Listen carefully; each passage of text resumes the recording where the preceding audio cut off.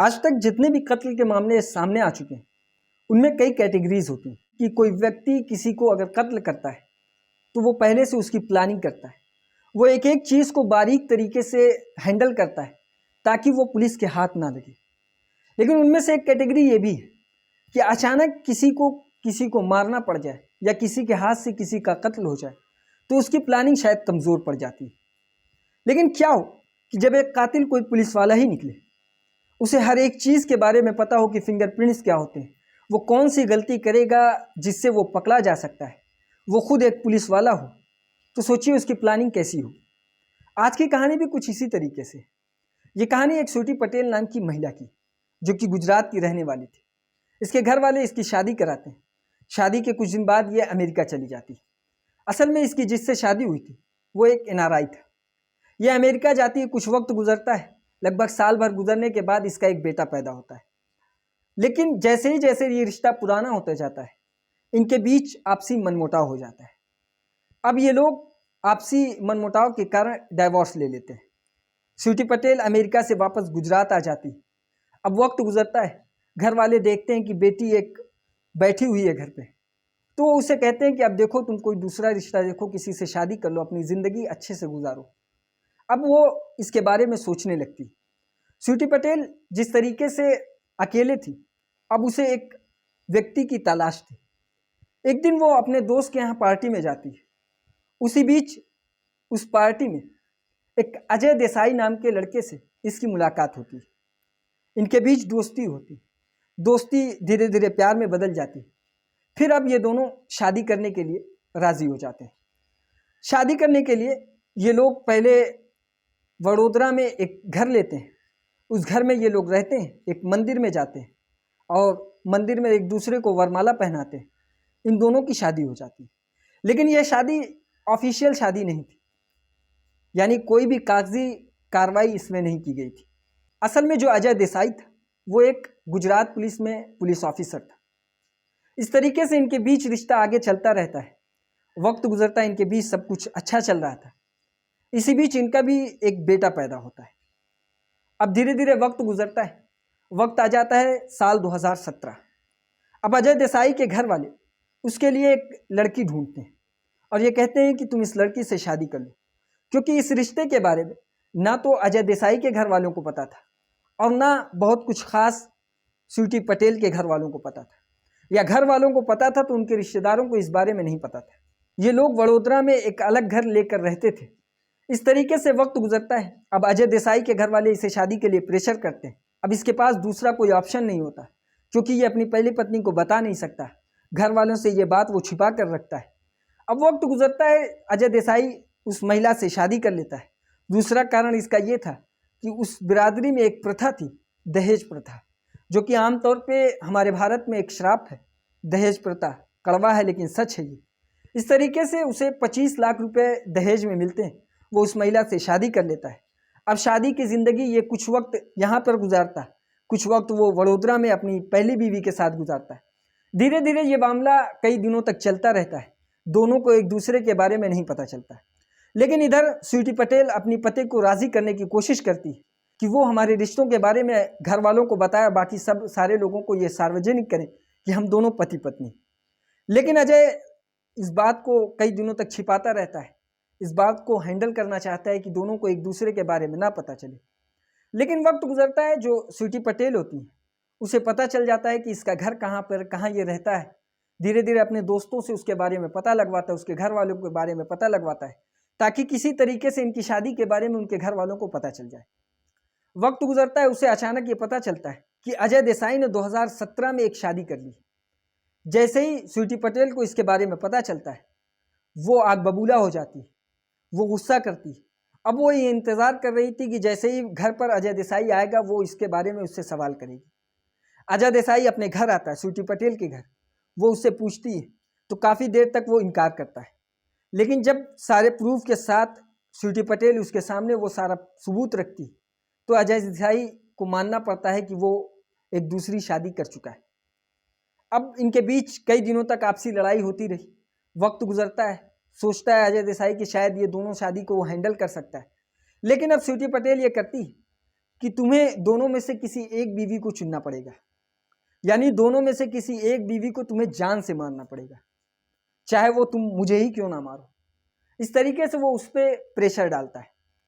अब वक्त गुजरता है, धीरे धीरे अजय देसाई मनाने की कोशिश करता है, लेकिन स्वीटी पटेल किसी भी हद में मानने की राजी नहीं होती। अब अजय देसाई एक प्लान बनाता है। प्लान ये होता है कि वो दोनों में से एक बीवी को मारने के लिए तैयार हो जाता है, लेकिन होता यह है कि वो उसी को मारने के लिए तैयार होता है जिसने ये शर्त रखी थी, स्वीटी पटेल। वो प्लानिंग करता है, लगभग 2020 आ जाता है। 2020 में 3 महीनों तक वो ये प्लानिंग करता है कि वो किस तरीके से इसे कत्ल करे ताकि इसका राज किसी को पता ना चल सके। उसकी वजह ये थी कि अगर वो अपनी दूसरी पत्नी को डाइवोर्स देता है तो उसे 25 लाख रुपए लौटाने पड़ते, जो कि उसके पास थे नहीं। और अगर वो अपनी पहली पत्नी को मारेगा तो उसे छुपाना उसके लिए ज़्यादा आसान था, क्योंकि इसके बारे में बहुत कम ही लोगों को पता था कि ये दोनों पति पत्नी। वो प्लानिंग करता है।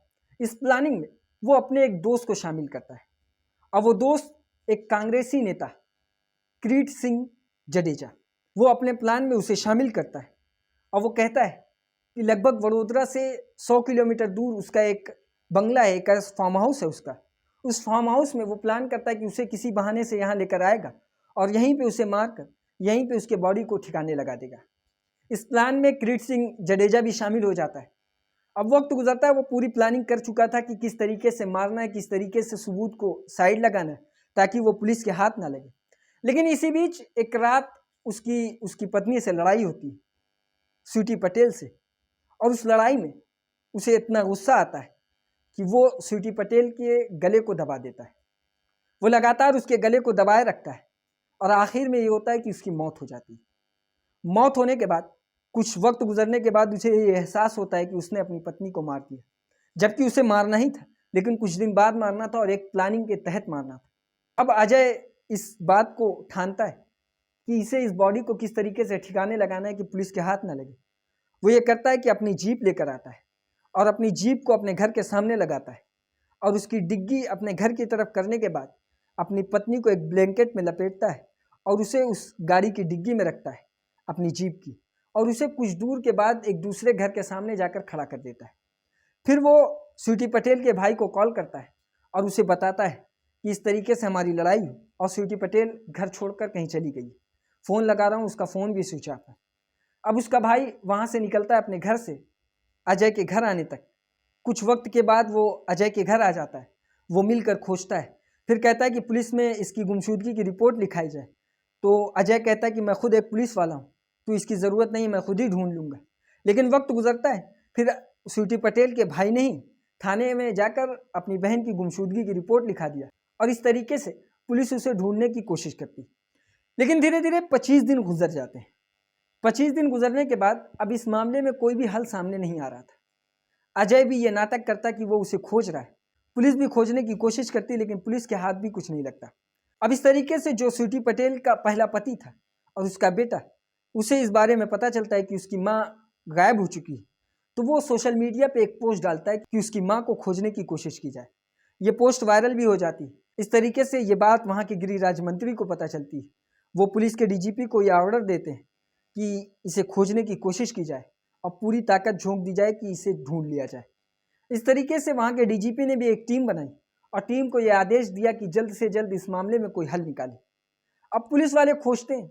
इसी बीच पुलिस को एक खबर मिलती है कि जो वडोदरा से 100 किलोमीटर दूर जो उसके दोस्त का बंगला था, उसके पीछे एक लाश को जलाने की कोशिश की गई और आधे से ज़्यादा बॉडी को जला दी गई। ये पता नहीं चल रहा है कि ये महिला की लाश है कि पुरुष की लाश है। पुलिस वहाँ जाती है, उसकी जांच करती है। अब ये पता लगाने की कोशिश करती है कि कहीं ऐसा तो नहीं कि ये स्वीटी पटेल की लाश है। उसके लिए पुलिस जो अजय का बेटा होता है, यानी स्वीटी पटेल का बेटा होता है, उसका डीएनए लेती है। डीएनए सैंपल लेने के बाद उससे मैच कराती है और रिजल्ट ये आता है कि वो डीएनए मैच हो जाता है। लेकिन ये केस असल में पुलिस से उठाकर क्राइम ब्रांच को दे दिया गया था और क्राइम ब्रांच इस केस को हैंडल कर रही थी। जब पुलिस वालों को ये पता चलता है, क्राइम ब्रांच वालों को, कि पुलिस की जो पहले की कार्रवाई है उसमें पता ये चलता है कि अजय देसाई की जो लोकेशन है वो इस तारीख को इस फार्म हाउस के पास पाई गई। शुरुआत में तो पुलिस वालों को ये नहीं लगता कि इसका इस केस से कोई लेना देना है, लेकिन जैसे ही ये लाश वहाँ पर मिलती, पुलिस के दिमाग में खटकने लगता है। अजय देसाई को उठाती है, पूछताछ करती है, लेकिन शुरुआत में अजय देसाई इस सारी बातों से इनकार करता है। लेकिन पुलिस वाले जब क्राइम ब्रांच वाले सख्ती से पेश आते हैं तो अजय देसाई टूट जाता है और वो सारी बातों को कबूल कर लेता है। वो कहता है कि हाँ, इस तरीके से वो अपनी पत्नी का कत्ल करता है और उसके बाद जीप में रखता है। जैसे ही उसका भाई आने वाला होता है, क्योंकि उसको आने में वक्त लगता है, वो जीप उठाता है और अपने दोस्त किरीट सिंह जडेजा के फार्म हाउस के पीछे इसकी लाश को जलाता है और उसे वहीं पर छोड़कर वापस आ जाता है। अब पुलिस वाले उसे पकड़ लेते हैं और पकड़ने के बाद फिर उसे जेल भेज देते हैं। एक पुलिस वाला जो कि खुद अपनी पत्नी का कातिल होता है, वो बताता है कि इसकी प्लानिंग जो थी वो खुद उसकी पत्नी ने की थी, लेकिन वो ये सोच रही थी कि वो उसका कत्ल नहीं बल्कि उसकी दूसरी बीवी का कत्ल करेगा। इस तरीके से एक कातिल को पुलिस ने ढूंढ निकाला और उसे अदालत में पेश किया। लेकिन कहा यह जाता है कि कातिल चाहे कितना ही चालाक क्यों ना हो, वो कोई ना कोई ऐसी गलती ज़रूर करता है जिससे वो पकड़ा जा सके। ये थी आज की कहानी। इसी तरीके की और कहानी सुनने के लिए हमारी इस वीडियो को लाइक करें, हमारे चैनल को सब्सक्राइब करें और बेल आइकन को ज़रूर दबाएं।